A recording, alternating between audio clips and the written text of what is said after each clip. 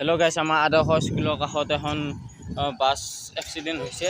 ব'লক তাতে অলপ চাই আহোঁ আৰু আপোনালোক বেয়া হৈ গৈছে। যদি স্কুল টাইম হ'ল হয় একদম চব চেঞ্জ হৈ গ'ল। এই চাওক আদৰ্শ স্কুল হয়। বাছখনৰ ব্ৰেক ফেল হৈছে নেকি দেখাই আছোঁ। চাওক একদম ভাঙি গৈছে চব।